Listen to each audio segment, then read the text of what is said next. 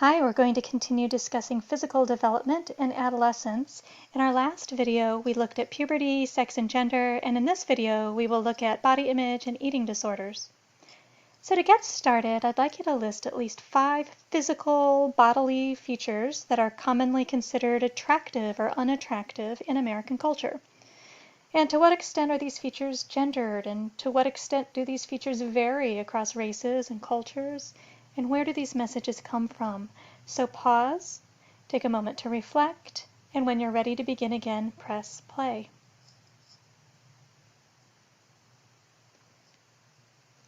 Okay, so what I've asked you to reflect on is the American ideals for beauty, and to the extent that we take in these messages, these ideals, and internalize them, they may impact our body image. So a person's body image is how they see themselves. Do they like how they look? Is their view distorted in any way? Okay, that's your image psychologically of your body. I'm going to show you a quick video clip, and as you're watching, I want you to be thinking about these messages. Are they gendered? What are their sources? Are they explicit or direct? Are they implicit, indirect, sometimes even unintended or not consciously noticed? And then what are the effects of these messages? I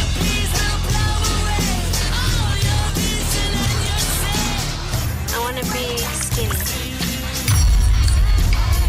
All the girls look for more physique in a man. Pecs and abs, as long as the guy looks good, they'll go for him. I don't like my legs. Every time I wear a skirt, I'll always keep tugging it down because I think my thighs are fat. Either you're too tall, you're too short, you're too skinny, you're too fat. And so they starve themselves and they work out like crazy. I feel pressure like that a lot, and then I try to go home and do sit-up. You'll look younger, smaller, lighter, fuller, tighter, thinner. You start thinking all the time in your head, I'm fat, I'm fat, I'm fat. I always want to get bigger, more cut, more defined, everything. I was thinner and stuff, and people just started talking to me like I had friends.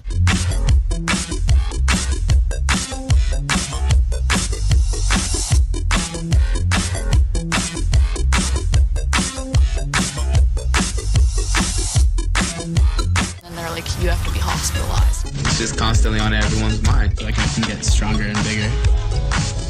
I actually feel like I still need to get bigger. Close up on any of the players, like basketball players or football players. You see them, you look at their arms and their bodies, it's like you just see nothing but muscle. Everyone's worried about what other people think.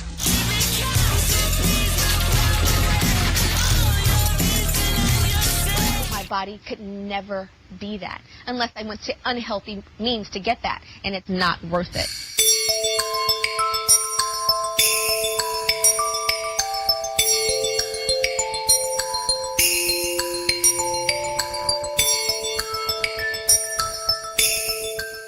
Probably lost like 10 pounds of body weight, and like everybody's like, your shirt used to be tighter, what happened to you?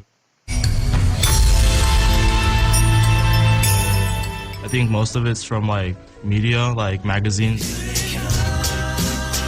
For instance, how you feel about yourself. You're not sitting there thinking, oh, that's airbrush, oh, that's fixed. You're not thinking about that. You're thinking about, why don't I look that way? It's scary. And it's not fair. You'll look younger, smaller, lighter, fuller, tighter, thinner. And women are looking at bodies like that going, my stomach doesn't look like that. I'm supposed to look like that?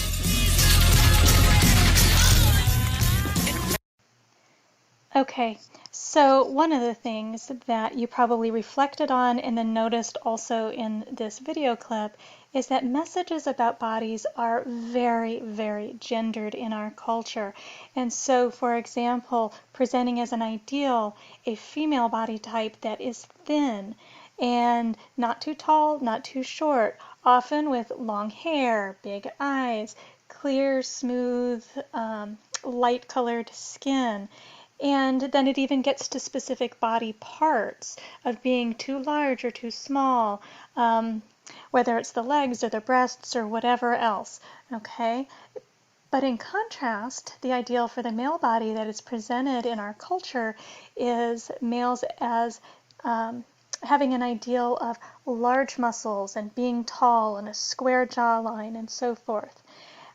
And then when it comes to people who don't fit into the binary, either they're completely omitted or presented as exotic or presented as confusing or making people uncomfortable, right?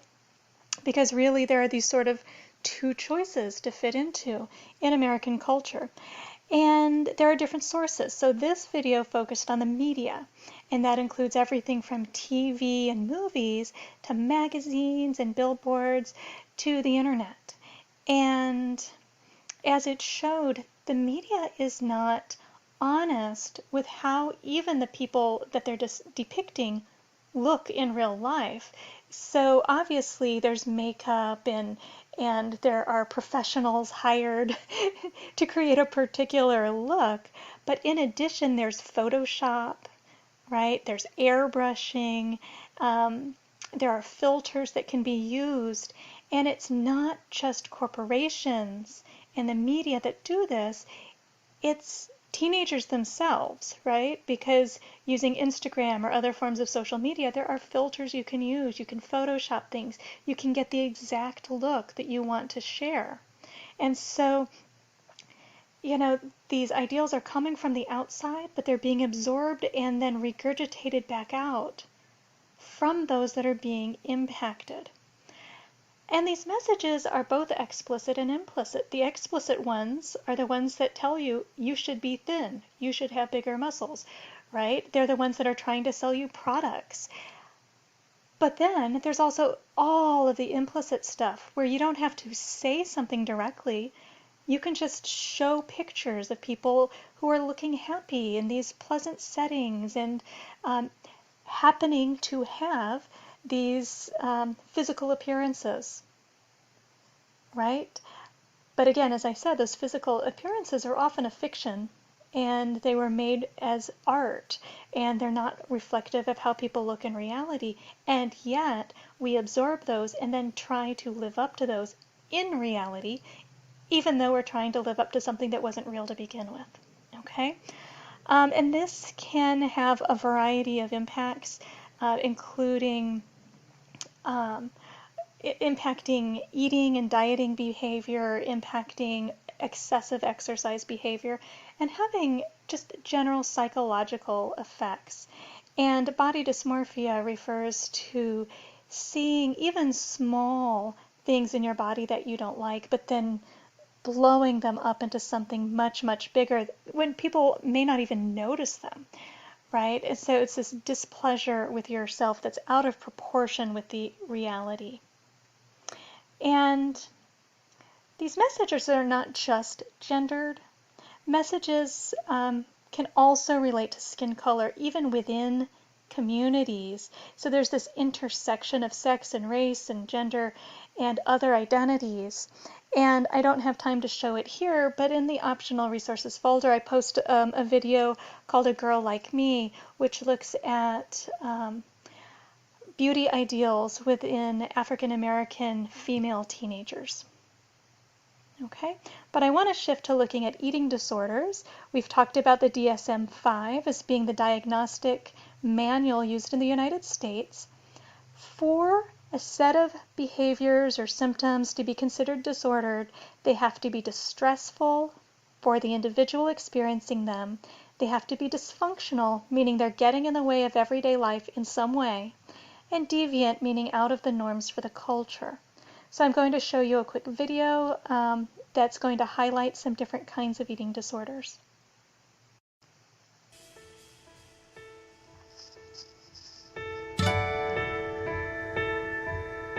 National surveys estimate that 20 million women and 10 million men in America will have an eating disorder at some point in their lives. Eating disorders are serious but treatable mental illnesses that can affect people of any age, sex, gender, race, ethnicity, or socioeconomic group.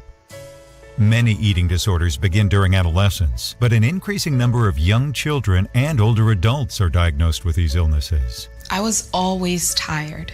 I got frequent ulcers. I was always out of breath. I had high cholesterol at age 18. My hands were always freezing. My lips were blue. My heartbeat was irregular. My heart would race after only a short walk. Sometimes I could barely feel my heart beating at all. My weight dropped. At first it was a few pounds. My teeth were rotting. I didn't hang out with my friends anymore. I didn't enjoy life the way I used to. I couldn't remember anything in class. I couldn't concentrate. I couldn't sleep. I couldn't. I thought I was in control. I thought that no one would know. It defined me. Until I defined it. I had an eating disorder. Eating disorder. I had an eating disorder. I had anorexia nervosa. This disorder is defined by a restriction of food relative to what my body needed, leading to a significantly low body weight. I had a severely disordered body image and an intense fear of gaining weight. I would do anything to avoid gaining weight, all the while I couldn't recognize how severely I was damaging my body. I had bulimia nervosa. I would eat huge amounts of food in a very short period of time, and I would eat so much I felt out of control. Then I would compensate by purging. I would vomit, or I would limit my intake, or I'd use laxatives and diuretics. You know, some people with bulimia, they misuse insulin or exercise excessively, or use and abuse diet pills. I had a severely distorted body image and an intense fear of gaining weight. I had binge eating disorder. Binge eating occurs in the absence of compensatory behavior. Once a week for at least 3 months. It occurs in episodes of eating rapidly when not hungry until extreme fullness. It's also associated with depression, guilt, and/or shame. Binge eating occurs in people of all sizes. I had avoidant restrictive food intake disorder. I didn't have any weight or shape concerns, but I restricted my caloric intake to the point where I lost a significant amount of weight. My nutritional deficiency was so severe that I couldn't keep my job or maintain friendships.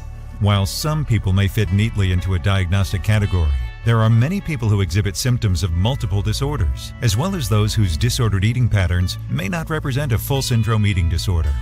These conditions should not be considered less severe or taken lightly.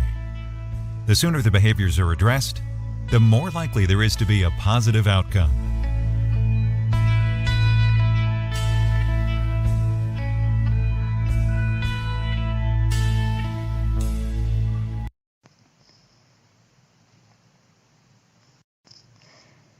Okay, so in the video, you got to see descriptions of the 4 most common eating disorders, and I'm not going to run through all of the details mentioned in the video because you got it there.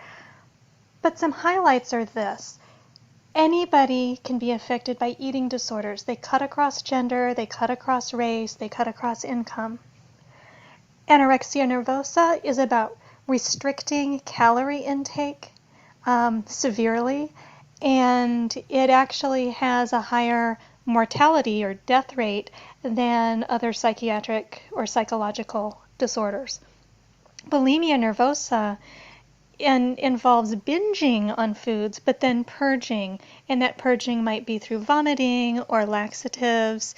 There may also be excessive dieting and diet pills and exercise and so forth. With binge eating disorder, it's excessive eating, but without those compensatory measures. Compensatory means to counteract. And so, whereas bulimia would have excessive eating followed by the purging, binge eating disorder does not have the purging. And then avoidant restrictive food intake disorder is restricting food intake for reasons that are not related to body image. So if you are struggling and seeking or needing help, here is a contact at the bottom of the page. But quickly, just a reminder that anybody can experience eating disorders, and there are millions of people who do. The average body size of an American woman is 5'4" and 140 pounds.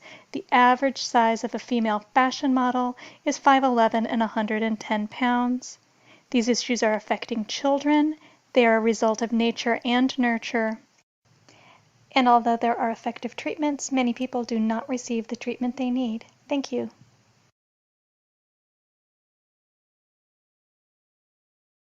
So if you are struggling, is a contact at the bottom of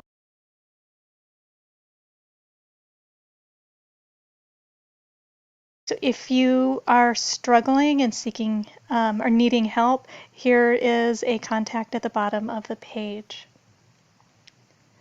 But quickly, just a reminder that anybody can. So if you are struggling and seeking or needing help, here is a contact at the bottom of the page. But quickly, just a reminder that anybody can experience eating disorders, and there are millions of people who do.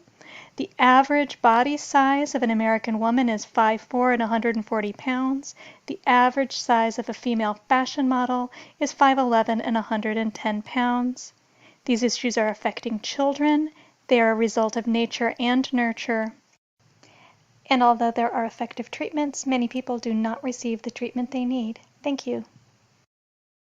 So if you is a contact, quickly, just a reminder that anybody can experience eating disorders, and there are millions of people who do. The average body size of an American woman is 5'4" and 140 pounds. The average size of a female fashion model is 5'11" and 110 pounds. These issues are affecting children. They are a result of nature and nurture. And although there are effective treatments, many people do not receive the treatment they need. Thank you.